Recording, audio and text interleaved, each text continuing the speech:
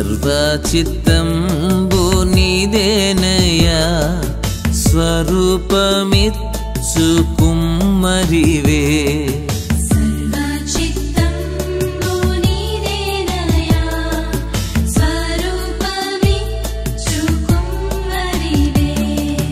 సారిపైనున్న మంటినయ్యా, సరి అయిన పాత్రం చేయుమయా.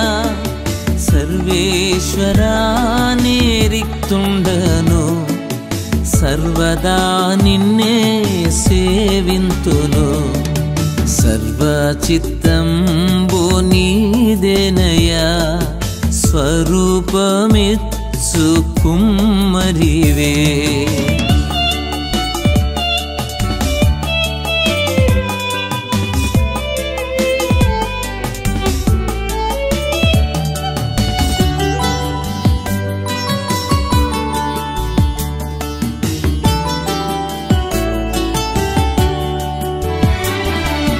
ప్రభు సిద్ధించు నీ చిత్తమే, ప్రార్థించుచుంటి నీ సన్నిధి.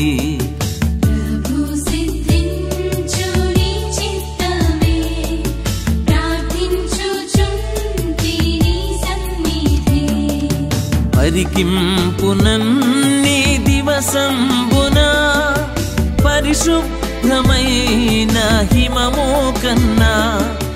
పరిశుద్ధం చేసి పాలింపుమా, పాపంబు బోవనను కడుగుమా. సర్వచిత్తంబు నీదేనయ్యా, స్వరూపమిచ్చు కుమ్మరివే.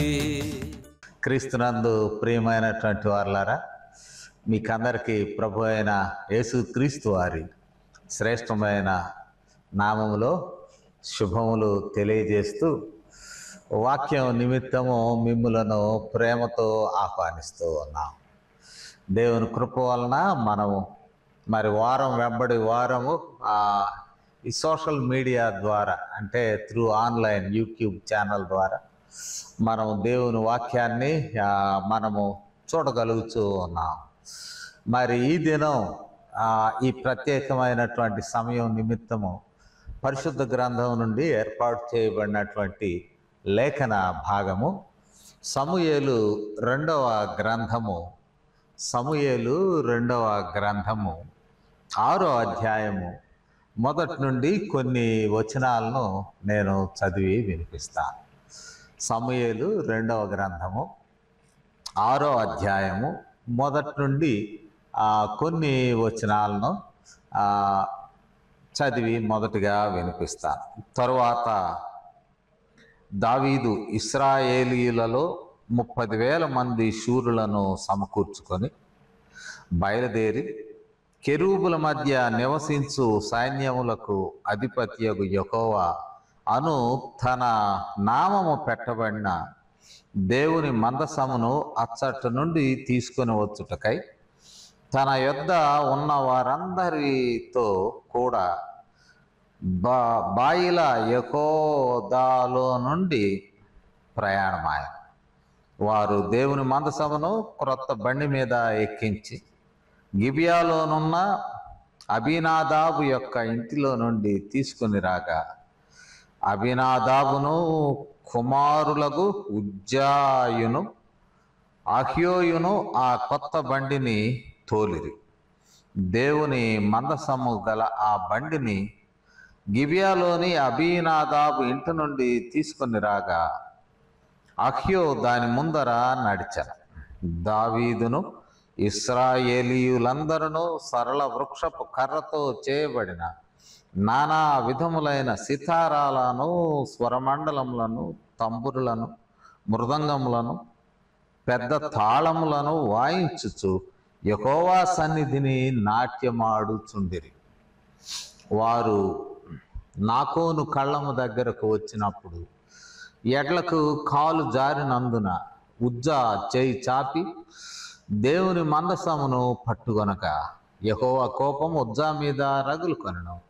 అతడు చేసిన తప్పును బట్టి దేవుడు ఆ క్షణమందే అతని మొత్తగా అతడు అక్కడనే దేవుని మందసమునొద్ద పడి చనిపోయాను. ప్రార్థన చేస్తాను. పరిశుద్ధుడా, ప్రేమ కలిగిన మా ప్రియ తండ్రి, మీరు మాకు తోడుగా నుండి ఇదిగో ఈ సమయంలో మీ మాటలు ధ్యానించే అవకాశములు ఇచ్చినందుకు వందనములు చెల్లిస్తూ ఉన్నాం. మీ మాటలు ధ్యానించుచుండగా గ్రహించేటువంటి ఆ హృదయమును, ఆ వివేకమును మాకు దయచేయండి. మీ మాటల ప్రకారం మేము జీవించి మా తండ్రి, మీ హెచ్చరికలను మేము స్వీకరించి మంచి జీవితాన్ని మేము పొందుటకు కృప చూపమని క్రీస్తు వారి శ్రేష్టమైన నామములో ఈ విన్నపాలను వేడుకొంచున్నాం తండ్రి. ఆమేన్. ప్రియమైనటువంటి వారలారా, మనం చదువుకున్నటువంటి ఈ భాగంలో ఇక్కడ దావీదు తాను సెటిల్ అవుతూ ఉన్నాడు. సౌలు డామినెన్స్ నుండి విడుదల పొంది దావీదు ఒక రాజుగా, మోనార్క్, ఇంచుమించు 12 గోత్రములకు 12 గోత్రములతో కూడిన రాజ్యమునకు, మహారాజ్యమునకు రాజుగా తాను సెటిల్ అవుతూ ఉన్నాడు. సెటిల్ అవడమే కాదు, సో దీంతో పాటు ఆయన ఒక రాజకీయ రాజధాని, మత రాజధాని తాను ఏర్పాటు చేయవలసి ఉన్నది. రాజధాని గురించినటువంటి చర్చలు ఇప్పుడు కూడా వింటూ ఉంటాం. దావీదుకు కూడా ఆలోచన ఉన్నది, ఎక్కడి నుండి పరిపాలన చేయాలి. కాబట్టి ఏ స్థలమును తాను ఎంపిక చేసుకుని తన పరిపాలనకు సంబంధించిన రాజధాని మరియు మత కేంద్రం రెండు ఒక చోట ఉండాలని భావించాడు. అందుకనే ఇక్కడ యెబూసీయులు ఉండేటువంటి ఒక కొండను లేక ఒక ప్రాంతమును ఏర్పాటు చేయడం ఇక్కడే కనపడుతూ ఉంటుంది. 5వ అధ్యాయంలో 2వ సమూయేలు గ్రంథము 5వ అధ్యాయం 6వ వచనం నుండి చూస్తే, యెబూసీయులు దేశములో నివాసులై ఉండగా రాజును అతని పక్షం వారును యెరూషలేము వచ్చారు. యెబూసీయులు దావీదు లోపలికి రాలేడని తలంచి, నీవు వచ్చిన ఎడల ఇచ్చటి గ్రుడ్టివారును నిన్ను తోలు వేతురని దావీదునకు వర్తమానం పంపియుండిరి. అయినను దావీదు పురము అనబడిన సీయోను కోటను దావీదు స్వాధీనపరచుకొనెను. సీయోను కోటను దావీదు స్వాధీనం చేసుకున్నాడు. ఏమని పిలువబడినటువంటిది అంటే, మరి ఇక్కడ చాలా చక్కగా అంటాడు, దావీదు పురము అనేటువంటి స్థలాన్ని. కాబట్టి ఇంచుమించు ఒక 10 ఎకరాల మరి వైశాల్యంలో ఉన్నటువంటి ఆ ప్రాంతమును తాను స్వాధీనం చేసుకొని, ఇక్కడ చెప్పబడినటువంటి మాట ఏమిటి అంటే, మరి ఆ స్థలంలో తాను రాజకీయ మరియు మత కేంద్రముగా చేసుకొనవలన, అంటే సొలొమోను ఆ స్థలాన్ని ఇంకా ఎక్స్పాండ్ చేస్తాడు, విశాల పరుస్తాడు సొలొమోను. ఇక్కడ మనము గమనించినప్పుడు దావీదు ఉద్దేశం ఏమిటి అంటే, ఈ స్థలాన్ని మరి మత కేంద్రంగా చేయాలంటే, లేక రాజధానిగా, రాజకీయ కేంద్రముగా చేయాలంటే, మొదటిగా he needs to sanctify the place, దాన్ని పవిత్రపరచాలి. మరి పవిత్రపరచి ఆ ప్రాంతమును పరిపాలన కేంద్రముగా చేయాలి. ఈ పరిపాలన కేంద్రము ప్రజలకు సంక్షేమమునిచ్చేటువంటి పరిపాలనగా మారాలి. These are the intentions behind these arrangements. ఈ ఏర్పాట్లో ఉన్నటువంటి ప్రత్యేకత ఏంటంటే, ఒకటి, ఆ స్థలమును పవిత్రపరచాలి. 2, ఆ స్థలంలో నుండి మంచి పరిపాలన జరగాలి. 3వది, ఆ స్థలములో ఆయనకు మరి పరిపాలనలో ఉన్నటువంటి ప్రజలు సుభిక్షముగా ఉండాలి. అందు నిమిత్తం ఆయన ఏమనుకుంటాడంటే 6వ అధ్యాయంలో 2వ వచనాన్ని చదువుతాను. ఈ 2వ సమూయేలు 6:2 ఇక్కడ అంటాడు, కెరూబుల మధ్య నివసించు సైన్యములకు అధిపతియగు యెహోవా అను తన నామము పెట్టబడిన దేవుని మందసమును అక్కడ నుండి తీసుకొని వచ్చుటకై. మందసం పేరు ఏమిటి అంటే యెహోవా అను తన నామము పెట్టబడిన దేవుని మందసం. దేవుని మందసాన్ని గురించి మాట్లాడుతూ మందసమునకే యెహోవా అని పేరు కలిగింది. అంటే యెహోవా సన్నిధి ఉంటుంది. ఆ మందసమును దేవుడు లేక యెహోవా అని పిలువబడ్డం మనం చూస్తాం. ఈ మందసము వివరములు ఇవన్నీ కూడా వారు వచ్చినప్పుడు, ఐగుప్తు నుండి వచ్చినప్పుడు సీనాయి పర్వతం మీద ఈ మత సంబంధమైనటువంటి కోడ్ వారికి ఇవ్వడం మనం చూస్తాం. అయితే ఈ మత సంబంధమైన కోడ్ ఇచ్చినప్పుడు ఆ గుడారము, దాని వ్యవహారములు, దాని మధ్యలో పవిత్ర స్థలంలో ఉండేటువంటి మందసం వివరాలు ఇవన్నీ కూడా ఇవ్వబడినాయి. అప్పటి నుండి మందసము ఆ గుడారములో కేంద్ర స్థానముగా ఉండి ఉన్నది. అదే పవిత్ర స్థలము, దేవుని సన్నిధిని రిప్రజెంట్ చేసేటువంటి స్థలము. మందసము కొన్ని కారణాల వలన ఇశ్రాయేలీల నుండి తొలగించబడినది. ఒక విధంగా ఇట్స్ ఎ పనిష్మెంట్. ఫిలిస్తీన్లు తీసుకెళ్ళిపోయినారు. ఎందుకంటే ఇశ్రాయేలీల మధ్యలో నుండి దేవుడు వెళ్ళిపోయినట్లయితే వారు నిర్వీర్యం అవుతారు అని వారి ఉద్దేశం. వారు తీసుకెళ్ళినప్పుడు ఫిలిస్తీన్లకు శాపం ఎక్కువైనది ఇన్స్టెడ్ ఆఫ్ బ్లెస్సింగ్స్. ఇశ్రాయేలీల మధ్యలో మందసం ఉంటే దీవెన, అదే మందసం ఫిలిస్తీన్లు పట్టుకుని తీసుకువెళితే వాళ్ళు మొత్తపడ్డారు, ఇబ్బంది పడ్డారు. కాబట్టి దే ట్రై టు రిటర్న్, మరలా ఇశ్రాయేలీల వద్దకు చేర్చడానికి నానా ప్రయత్నములు చేయడం జరిగినది, చేర్చారు కూడా. అవన్నీ హిస్టారికల్ ఈవెంట్స్, ఈ అధ్యాయానికి ముందు ఉన్నటువంటి సంఘటనలు. వాటిని వివరించడానికి ఇప్పుడు ఈ సమయంలో ఎంచుకోనలేదు. అయితే ఈ మందసము దావీదుపురం అనబడినటువంటి ఆ స్థలమునకు, యెబూసీయుల నుండి సేకరించినటువంటి ఆ స్థలమునకు, యెరూషలేమునకు తరలించాలని దావీదు ఇష్టపడ్డాడు. ఎందుకు తరలించాలి అని మనం ప్రశ్నించినప్పుడు మొదటగా చెప్పుకున్నాం, ఆ స్థలాన్ని పవిత్రపరచాలి. ముందు శుభ్రంగా పవిత్రపరచాలి. ఇప్పుడు కూడా మనం ఏదైనా దేవాలయం నిర్మించుకున్నప్పుడు ప్రతిష్ఠించాలంటే ముందు దాన్ని we sanctify the place, we dedicate. వీళ్ళు కూడా అట్లాగే చేస్తాం. ఇక్కడ టు శాంక్టిఫై దట్ ప్లేస్, మరి దేవుని సన్నిధికి సూచన అయిన మందసం ఆ స్థలానికి తేవాలి. ఆ స్థలానికి మందసం తీసుకువచ్చి ఉంచాక దేవుని సన్నిధి ఉంటే దావీదు ఉద్దేశము మంచి పరిపాలన చేయవచ్చు. అంతేకాదు ఈ పరిపాలన క్రింద ఉన్న ప్రజలు లక్షణంగా జీవిస్తారు, సంక్షేమంతో నిండిన రాజ్యం అవుతుంది. These are the intentions. చాలా మంచిది. మన జీవితాల్లో కూడా మనం ఒక ప్రత్యేక కార్యక్రమం చేపట్టినప్పుడు ఆ దేవుని ఆశీర్వాదాలు ఉంటే ఆ కార్యక్రమం విజయవంతం అవుతుంది, సఫలం అవుతుంది. కాబట్టి మనం దేవుణ్ణి ముందుకు పెట్టుకొని నడవాలి. కొన్నిసార్లు దైవ ప్రతినిధులైనటువంటి దైవ సేవకులను ముందు పెట్టుకుంటారు.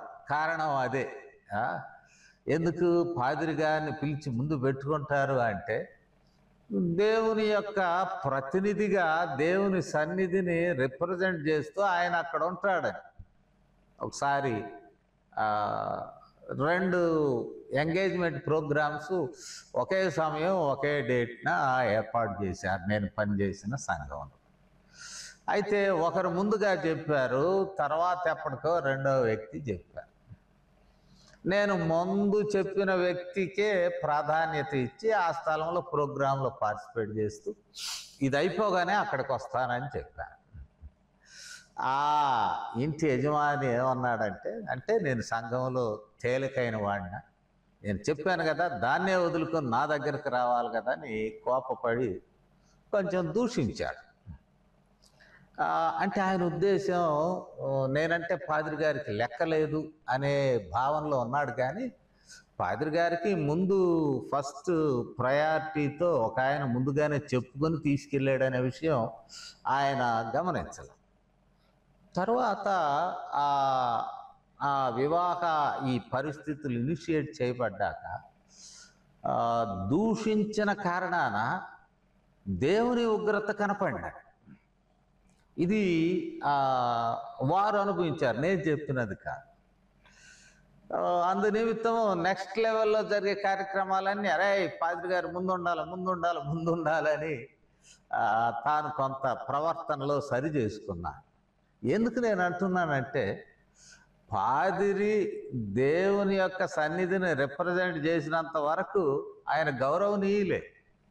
ఎందుకంటే ఆయన ద్వారా ఆ స్థలం ఆయన కానీ ఆమె కానీ pastor maybe a man or woman లేక థర్డ్ జెండర్ ఏదైనా కానీ వారి యొక్క అక్కడ ఉండుట వలన ఆ స్థలం ఆశీర్వదింపబడుతూ ఉంటుంది. అది మన నమ్మిక, అది వాస్తవం కూడా.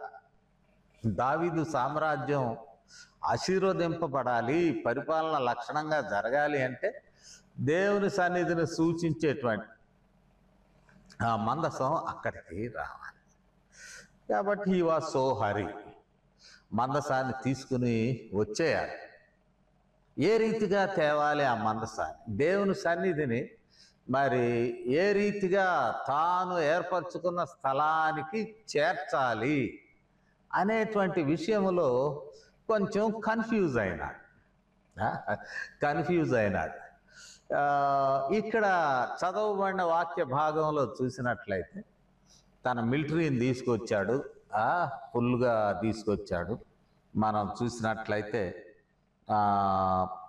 తీసుకొని రావడానికి 30,000 మంది శూరులను సమకూర్చుకున్నాడు. అంటే విత్ మిలిటరీ ఆనర్ 30,000 మంది శూరులను తీసుకొచ్చేసాడు. బాగానే ఎట్లా దీనిని తీసుకురావాలి అన్నప్పుడు క్రొత్త బండి, ఒక క్రొత్త బండి, అంతకుముందు వాడనటువంటి బండి, అంతకుముందు వాడనటువంటి బండి. చాలా బాగుంది కదా, మనం కూడా వినడానికి. దేవుని సన్నిధిని సూచించే ఆ మందసాన్ని తీసుకురావడానికి ఒక క్రొత్త బండి సెలెక్ట్ చేసుకున్నాడు. తర్వాత మంచి మ్యూజిక్, వాయిద్యములు కూడా ఇక్కడ మనం చూసినట్లయితే 5వ వచనం, దావీదును ఇశ్రాయేలీయులందరూ సరళ వృక్షపు కర్రతో చేయబడిన నానా విధములైన సితారాలు, కాబట్టి సితారాలు, 2 స్వరమండలములు, 3 తంబురలు, 4 మృదంగములు, 5 పెద్ద తాళములు. అంటే 5 రకాలైనటువంటి మంచి మ్యూజికల్ ఇన్స్ట్రుమెంట్స్ను తీసుకొని మంచి వాయిద్యముతో మందసాన్ని తీసుకురావాలని చెప్పి ప్లాన్ చేశారు. అంటే పాత బండి కాదు, కొత్త బండి.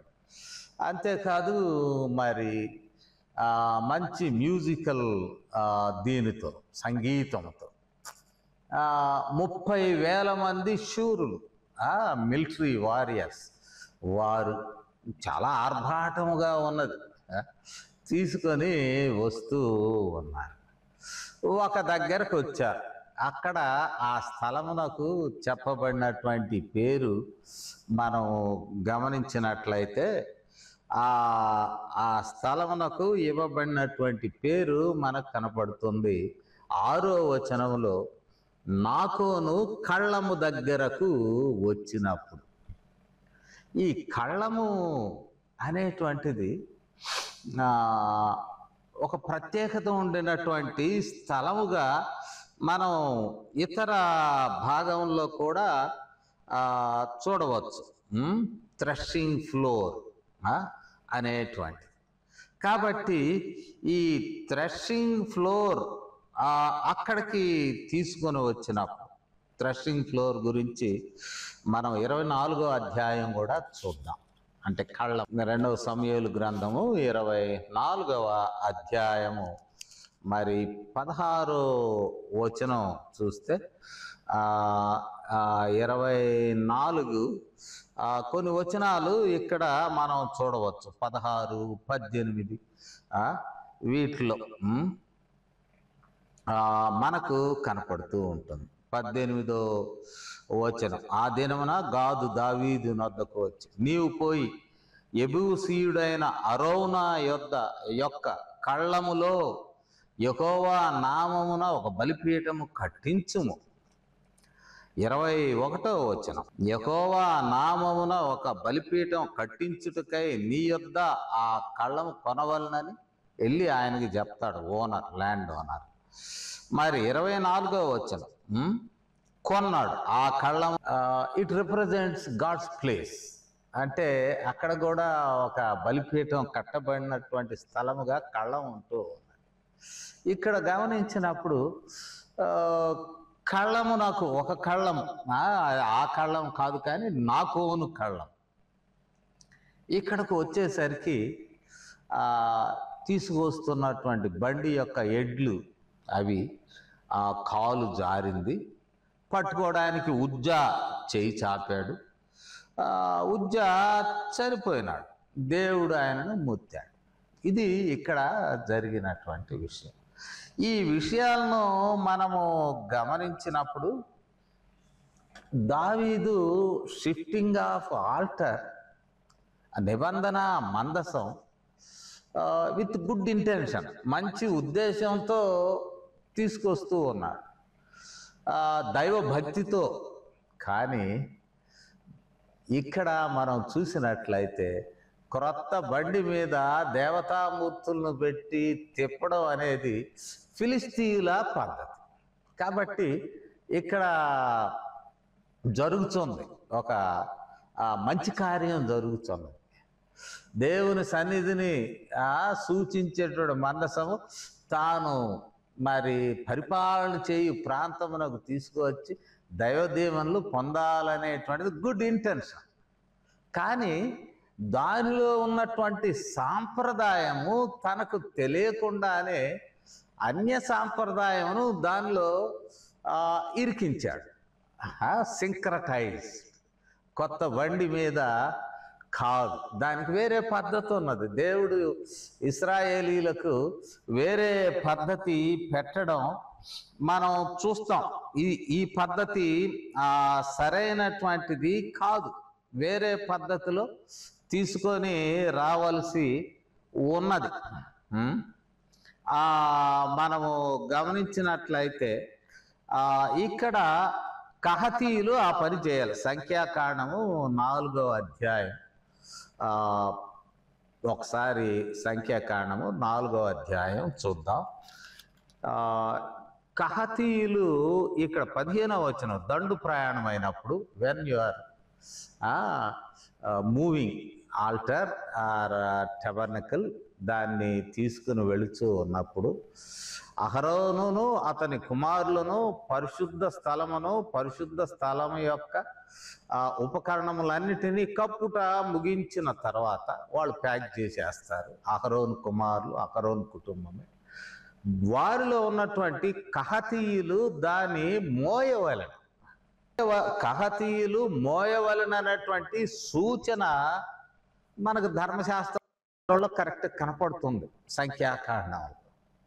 కానీ దావీదు ఉన్నటువంటి ఎక్సైట్మెంట్లో, దేవుని సన్నిధిని కూడా తీసుకొచ్చేస్తాననేటువంటి ఎక్సైట్మెంట్లో కహతీయుల చేత మోయిస్తూ తీసుకురావాల్సినటువంటి మందసాన్ని ఫిలిస్తీన్ల పద్ధతిలో ఒక కొత్త బండి మీద మరి మిగతా బాగానే ఉన్నాయి, వాయిద్యాలు ఉన్నాయి, సైన్యం 30,000 మంది ఎస్కార్టి తీసుకొస్తున్నాడు. కానీ ఆ పద్ధతి దేవుడిచ్చినటువంటి పద్ధతి కాదు అని నేను తెలియజేస్తూ ఉన్నాను. ఒకసారి ఒక మంచి శుభకార్యమునకు వెళ్ళాను. వెళ్ళి ప్రార్థన చేసాం, ఆశీర్వదించాం, దేవుని మాటల వాక్యం అందించాం. అంత అయిపోయాక అయ్యగారికి కానుక ఇవ్వండి అని ఆ ఇంట్లో ఎవరో చెప్పారు. ఆ ఇంటి వారు కానుక ఎలా ఇవ్వాలి, తీసుకెళ్ళి కాగితాలు లెక్కేసి తీసుకొచ్చి చేతిలో పెట్టాలన్నా, కవర్లో పెట్టి ఇవ్వాలన్నా, ఎట్లా ఇవ్వాలనేది ఇంట్లో చర్చించుకుంటున్నారు. నేను గమనిస్తున్నాను. చివరికి వారి బంధువుల్లో ఒకరు చెప్పిన మోడల్ ఏంటంటే, ఈ తమలపాకులు కొన్ని పెట్టి దానిలో ఒక్కలు పెట్టి ఇంకా దానికి సంబంధించిన వస్తువులు పెట్టి తమలపాకుల మీద ఆ కానుక డబ్బులు ఉంచి అయ్యగారికి తమలపాకులతో అట్లా అందించండి అన్నారు. నా దగ్గరికి తీసుకొచ్చారు. వాళ్ళు భక్తి ఉన్నది, దైవజనుణ్ణి గౌరవించాలి, కానుక ఇవ్వాలనేటువంటి మనసు ఉన్నది. ఎట్లా తీసుకొచ్చి ఇవ్వాలనే దానిలో ఎవరో సలహా ఇచ్చారు.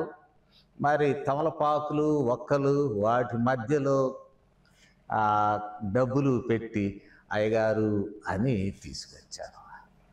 నాకు ఆశ్చర్యం వేసింది. మరి క్రైస్తవ పద్ధతిలో శుభకార్యాలు జరిగించుకుంటున్నాం, ఇవేంటండి అని వారిని విమర్శించకుండా ఆ కానుక డబ్బులు వరకు తీసుకొని ఆకు ఒక్కలే ఎవరికన్నా ఇవ్వండి అమ్మా, నేను దాని మనిషిని కాదు అని చెప్పడం జరిగింది. అంటే వారిని నిందించలేము, కానీ adopting a method that is not a Christian method or tradition or culture. భారతదేశంలో ఉన్నటువంటి డిస్కషన్స్ ఏంటంటే, భారతదేశ సాంప్రదాయం ప్రకారం ఇట్లా జరుగుతుంది. ఏమిటా సాంప్రదాయం? What is the culture? India major religion is Hinduism. బయటికి మాట్లాడుకోవాలంటే హిందూయిజం ఆ మత అలవాట్లలో నుండి వచ్చేదే సంస్కృతి. So closely knitted together with the religion and culture. Religion and culture రెండు అట్లా అల్లుకొని ఉన్నటువంటి విషయం. భారతదేశ సాంప్రదాయం అంటే ఎక్కువ భాగము ఈ సాంప్రదాయాలు అనగానే విగ్రహారాధనకు సంబంధించినటువంటి విషయములు చోటు చేసుకుంటాయి. నాకు చాలా డిస్కంఫర్ట్ ఉంటుంది. అనేక సార్లు భారతదేశ సాంప్రదాయం ప్రకారం అనగానే ఈ సాంప్రదాయం వెనుక దేనిలో నుండి వచ్చిన సాంప్రదాయం? హైందవ సాంప్రదాయం. ఒకవేళ మరి సమాజవాదులు, సోషియాలజిస్టులు కాదు కానీ సమాజ సంస్కరణకు సంబంధించిన మనుషులు అంటారు, హైందవ మతంలో నుండి వచ్చినదే కులమెట్లు. పైన ఒకడు, అడుగున ఒకడు, ఈ కులమెట్లు కింద తీసి పారేసినాడు ఇంకొకడు ఉంటాడు. అది కూడా దేశ సంప్రదాయము, దేశ సంస్కృతి. So we are little bit confused. సంఘము ఇంకా ఇంకా ఇంకా ఆలోచించాలి. What is Christian culture? ఇక్కడ దావీదు నూతనంగా ఎస్టాబ్లిష్ చేస్తున్నాడు ఒక రాయల్ సిటీని, రాజధానిని ఏర్పాటు చేసుకుంటున్నాడు. పరిపాలన సాధించాలి, దేవుని యొక్క దీవెనలు ఉండాలి, అంతా with good intention.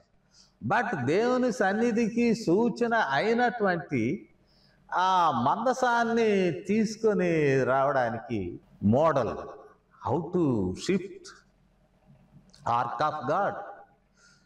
Arc of God, దేవుని మందసాన్ని తీసుకుని రావడం ఏ రీతిగా అనేటువంటిది ఒక ప్రశ్న వచ్చినది. ఆ ప్రశ్నను గమనించకుండానే హీ వాజ్ వెరీ మచ్, ఒక విధంగా చెప్పాలంటే ప్రత్యేకమైన సంస్కృతి మీద, యూదీయ ఇశ్రాయేలీల సంస్కృతి మీద అవగాహన లేకుండా ఫిలిస్తీన్ల సంస్కృతిలో తీసుకుని వస్తూ ఉంటే మొదటి శాపగ్రస్తమైనటువంటిది ఒక మరణం. ఈ కళ్ళం దగ్గరగా రాగానే కళ్ళం కూడా దేవుని సన్నిధిని సూచిస్తుంది ఇన్ డిఫరెంట్ కాంటెక్స్ట్. అక్కడికి తీసుకురాగానే చనిపోయినాడు, శాపగ్రస్తం అయిపోయింది. కాలు జారినాయి అవి క్యారీ చేసేటువంటి ఎడ్ల యొక్క, అది అపశకునం అయిపోయింది. ఈయన ఆశించినది వెరీ మచ్ డిసప్పాయింటెడ్. ఇక్కడ కొన్ని మాటలు దావీదుకు కలిగినటువంటివి, కొన్ని మాటలు 8వ వచనం మనం చూసినట్లయితే కొన్ని మాటలు కనపడతాయి. ఏమేమి అంటాడంటే 8వ వచనం, యెహోవా ఉజ్జాకు ప్రాణోపద్రవము కలుగ చేయగా దావీదు వ్యాకులపడి, ఒకటి వ్యాకుల పడ్డాడు, కొన్ని ట్రాన్స్లేషన్స్లో కోపపడ్డాడు, కొన్నిట్లోనేమో దిగులు పడ్డాడు. 9వ వచనం చూసినట్లయితే యెహోవాకు భయపడి, రెండు జరిగినాయి. వ్యాకులు పడ్డాడు, భయపడ్డాడు. ఏంటి మరణాలు సంభవిస్తున్నాయి ఏంటి? నేను క్షేమదాయకమైనటువంటి స్థితి కొరకు దేవుని సన్నిధిని కోరుకొని నేను ఇట్లా వెళుతూ ఉంటే ఏమిటిది జరుగుతున్నది? ఏమిటి? మరణం అయినది, అసలు ఇబ్బంది కలిగిపోయినదే. శుభం వల్ల మనవాళ్ళు అంటారు కదా, అపశకునం అంటారు. అలా అయిపోయింది. అటు వ్యాకులు పడ్డాడు. అబ్బో, ఈ దేవుని విషయం చాలా, ఇది భయంకరం, ఇది భయంకరం, భయపడిపోయినాడు. So he had some cooling period. ఈ శరీరంలో లేక ఆయన హృదయంలో, వ్యక్తిత్వంలో ఏర్పడిన ఆందోళన సాధారణమైన స్థితికి రావడానికి కొంత టైం పట్టింది, ఒక 3 నెలల టైం. ఆ 3 నెలల టైంలో మరి గిత్తీయుడైన ఓబెదెదోం, అతను కూడా లేవీయుడే, ఓబెదెదోం. బైబిల్లో ఎవిడెన్సెస్ ఉన్నాయి లేవీయుడు అనడానికి. ఓబెదెదోము ఈయన ఒక లేవీయుడని చెప్పవచ్చును. మొదటి దిన వృత్తాంతాలు 15వ అధ్యాయం 17, 18 వచనాల్లో అక్కడ ఉన్నటువంటి లేవీయుల లిస్టులో ఓబెదెదోము కనపడతాడు. ఇక్కడ మనం చూసినట్లయితే 18వ వచనంలో చివరి భాగంలో ఓబెదెదోమును అనే మాట కనపడుతుంది. కాబట్టి ఓబెదెదోము ఇంట్లో పెట్టేస్తాడు. కొంచెం ఆయనలో ఉన్న ఆందోళన, భయము, వ్యాకులము తగ్గేంత వరకు. ఎప్పుడైతే అక్కడ ఉంచడం జరిగినదో అప్పుడు ఆలోచించాడు, యోచించాడు, what is the method to adapt. దేవుని సన్నిధి కావాలి, దీవెనలు కావాలి, కానీ దానికి ఒక క్రమం ఉన్నది. ఆ క్రమాన్ని అర్థం చేసుకోవడానికి ఈ took little time, 3 months time. ఆ టైం అయిపోయాక ఇప్పుడు ఏ సక్సెస్ఫుల్ అటెంప్ట్ 12వ వచనం నుండి మనం చూసినట్లయితే తీసుకొని రావడానికి మరి ఇప్పుడు బయలుదేరాడు. 12వ వచనం నుండి మనం చూసినట్లయితే ఎట్లనగా యెహోవా మందసమును మోయివారు. ఇప్పుడు ఈయన అర్థం చేసుకున్నాడు ఏ రీతిగా అనేటువంటిది. ఈ మొదటి దినవృత్తాంతాల్లోనే 15వ అధ్యాయంలోనే 2వ వచనం ఇదే విషయాన్ని కనపడుతూ ఉంటుంది. మందసమును ఎత్తుటకును నిత్యం తనకు సేవ చేయుటకును యెహోవా లేవీయులను ఏర్పరచుకొనెనని చెప్పి వారు తప్ప మరి ఎవరును దేవుని మందసమును ఎత్తకూడదని దావీదు ఆజ్ఞ ఇచ్చాడు. అంటే ఒక డిఫైన్డ్ పర్సన్స్ ఉండాలి. ఇప్పుడు న్యూ మోడిఫికేషన్స్, అది బండ్ల మీద తీసుకొచ్చేటువంటి మందసం కాదు, మనుషులు కష్టంతో మోయాలి. వారు మోయవలసి ఉన్నది. మనము గమనించినప్పుడు లేవీయుల యొక్క పాత్ర మనం చూసినట్లయితే ప్రత్యేకముగా దానిని మోయువారిని చూశారు. ప్రీవియస్గా ఏమైంది? ఈ మొదటి రాజులు 15:13 ఇంకొకసారి చూద్దాం. 13 వచనాన్ని మరొకసారి. ఇంతకు ముందు మీరు ఇశ్రాయేలీల దేవుడైన యెహోవా మందసమును మోయక ఉండుట చేతను, కహతీయుల విషయం, మనము మన దేవుడైన యెహోవా యొక్క విధిని బట్టి విచారణ చేయకుండుట చేతను ఆయన మనలో నాశనము చేశాను. కాబట్టి ఇప్పుడు మీరును మీ వారును మిమ్మును మీరు ప్రతిష్ఠించుకొని నేను ఆ మందసమునకు సిద్ధపరిచిన స్థలమునకు దాని తేవలను లేవీయులకు చెప్తున్నాడు. ఇంతకు ముందు పరిస్థితి దారుణం అయిపోయినది. కాబట్టి ఇప్పుడు లేవీయులారా మీరు ప్రతిష్ఠించుకోండి, కహతీయులు మోయండి, మరి లేవీయులు ప్యాక్ చేయండి, జాగ్రత్తగా మోసుకొని తీసుకొని రండి. శ్రమతో మోయవలసినది దేవుని యొక్క మందసం. మనం శ్రమ లేకుండా, యేసుక్రీస్తు వారి శిలువ శ్రమ లేకుండా, ఆ శిలువ శ్రమలలో మనము పాలువారం కాకుండా ఆ దీవెనలు పొందుతాం అనుకోవడం చాలా ఇబ్బందికరం. యేసు ప్రభు వారు శ్రమ పడ్డారు మనకి విడుదల ఇవ్వడానికి.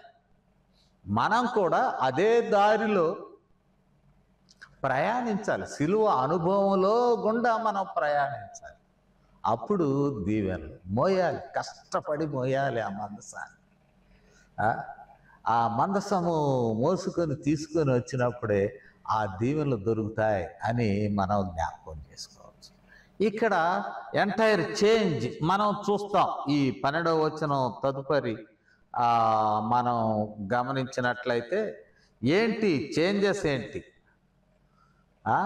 క్యారీయింగ్ ఆఫ్ ఆర్క్, మందసము మోసారు.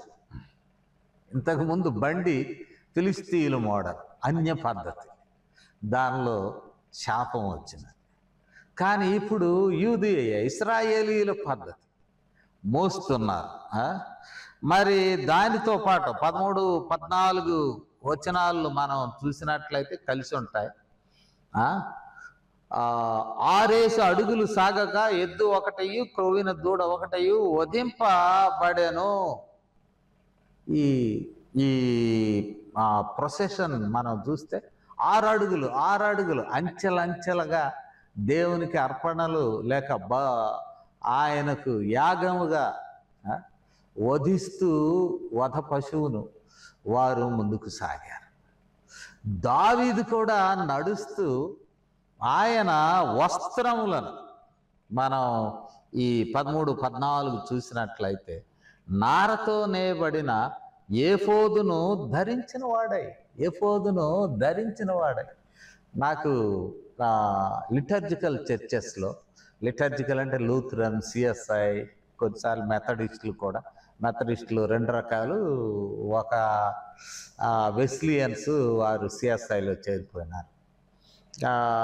వీళ్ళందరూ ఇక సౌత్ ఇండియాకు వెళ్ళిపోతే మార్తోమా, ఆర్థోడాక్స్, సిరియన్ ఆర్థోడాక్స్, ఇవన్నీ లిటర్జికల్ చర్చెస్ ఉన్నాయి.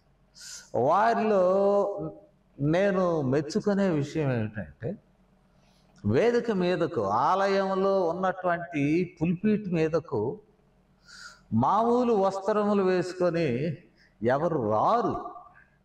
ఎందుకంటే అది ఒక ప్రత్యేకింపబడిన స్థలము. యాజక వస్త్రముల్లో ఉన్నవారే అక్కడికి వెళ్ళనిస్తారు. నేను కూడా అర్డైన్డ్ ప్రీస్ట్ ఇన్ బ్యాప్టిస్ట్ ట్రెడిషన్. బ్యాప్టిస్టులు ఈ కోట్లు వేసుకుంటారు కానీ అంగీలు వేసుకోరు. ఒక పెండ్లికి వెళ్ళాను నేను, మా విద్యార్థి పెండ్లికి. I'm also senior priest, no doubt of it. దానితో పాటు వేదాంత విద్యలో ఉన్నాను, ఒక కళాశాల ప్రిన్సిపల్, అంటే ఒక theological college principal, secular college కాదు. నేను అక్కడికి వెళ్ళాను కోట్ వేసుకొని. ఎంతో సంతోషపడ్డారు వాళ్ళ బిషప్ వాళ్ళంతా. అబ్బో ప్రిన్సిపల్ గారు వచ్చారా ఈ పెళ్ళికి. నేను సంతోషపడ్డాను. ఒక మంచి కుర్చీని తీసుకొచ్చి పులిపీటు దిగువనేశారు. ఇక్కడ కూర్చోండి అయ్య గారు అని. నేను అడిగాను, ఏంటి మీకు యాజక వస్త్రం లేవు కదా. మా సాంప్రదాయంలో క్యాసెక్స్ వేసుకోవాలి. క్యాసెక్స్ వేసుకుంటే వేదిక మీద కూర్చోవచ్చు. కానీ మీరు ఒక సాధారణమైన వ్యక్తిలాగా కోట్ సూట్లో వచ్చారు.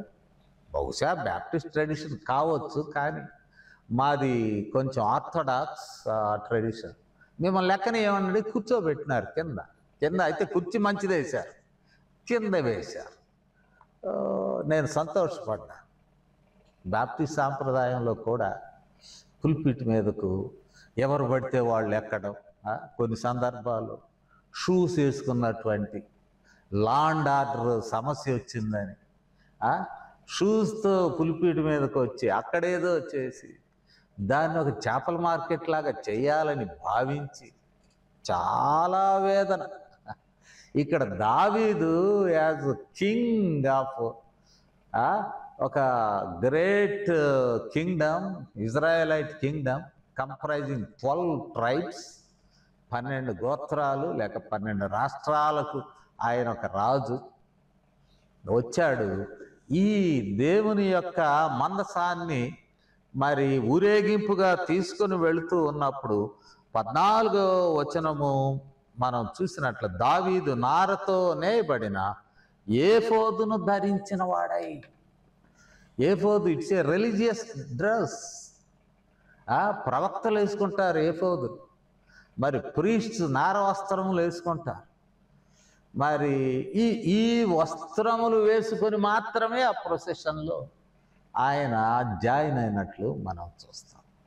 కాబట్టి ఈ పర్యాయం 6వ అధ్యాయం 2వ సమూయేలు గ్రంథంలో మనం ధ్యానం చేస్తున్నప్పుడు మన శుభకార్యములను తలపెడతాం. కానీ మరి క్రీస్తు సంబంధమైనటువంటి ఆ మౌల్డ్లో, ఆ పద్ధతిలో క్రీస్తును వెంబడిస్తున్నామా, అన్యమైనటువంటి విషయాలను తీసుకువచ్చి యేసు క్రీస్తు వారి యొక్క దీవెనల కొరకు ఇందులో సింకర్టైజ్ చేసి మనం తృప్తి పొందుచు ముందుకు సాగుతున్నాం. నిజమైన దీవెనలు లభిస్తున్నాయా అంటే ఇది ఒక మంచి మోడల్.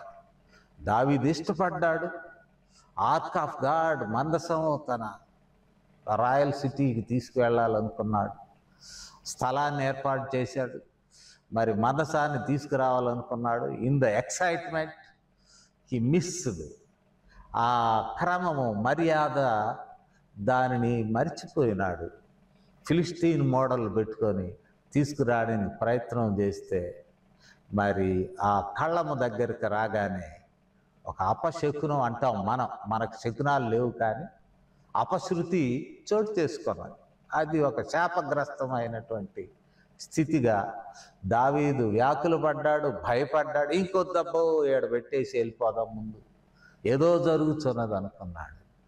తాను మరలా సమీక్షించుకున్నాడు తన భక్తి జీవితాన్ని, విశ్వాస యాత్రను ఏ రీతిగా ముందుకు సాగాలి అని సమీక్షించుకొని అప్పుడు లేవీయులకు చెప్పాయా, మీరు ప్రతిష్ఠించుకొనండి, మునుపు ఈ పని చేయలేదు, ఈ కార్యం మనం చేద్దాం, ఈ మనసాన్ని మనం తీసుకుని వెళ్దాం, ఇవ్వబడిన స్థలానికి తీసుకువెళ్దాం. మరలా మరి ఈ పని ధర్మశాస్త్రంలో ఇవ్వబడిన పద్ధతిలో దీన్ని తీసుకొని రండి. చాలా గొప్ప. అక్కడక్కడ బలులు అర్పిస్తూ తీసుకొని రండి. 3వది, రాజుగా నేను కూడా పాల్గొంటాను, కానీ నార వస్త్రములు ఏఫోదు ధరించి నేను కూడా మీ వెంట వస్తాను.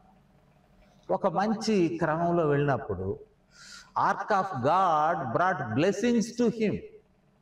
ఆ రాయల్ సిటీ, ఆ రాజధానికి దైవ దీవెనలు ఆ స్థలములో అందించబడినాయి. He became successful. తాకున కుమారుడికి 12 గోత్రములతో నిండిన విశాల సామ్రాజ్యాన్ని వారసత్వముగా అందించగలిగినాడు సొలొమోను. అంత గొప్ప దీవెనలు దావీదు పొందినాడు. ఇశ్రాయేలీయులు ఆశీర్వదింపబడినారు. క్షేమదాయకమైన జీవితాన్ని వారు పొందినారు. కాబట్టి యేసును వెంబడిద్దాం. మన జీవితాలు ధన్యం కావాలి. ఆ మనసు మోయిచూ రావాలి, శ్రమగా జరగాలి.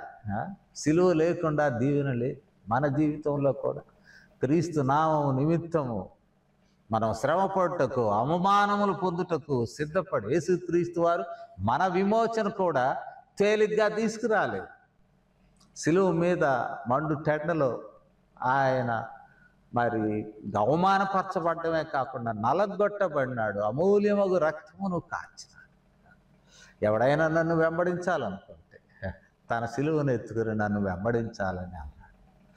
ఇట్టి మంచి జీవితమును, భక్తి జీవితమును క్రీస్తు చూపిన మార్గంలో పయనించి మనము మన పనులు, మన కుటుంబములు ఆశీర్వదింపబడ్డకు దేవుడు మనందరికీ కృప చూపునుగాక. ప్రార్థన చేస్తాను. కృప కలిగిన తండ్రి, మాతో మాట్లాడినందుకు వందనములు. ఈ మాటలు ఆశీర్వదించండి మా హృదయములో.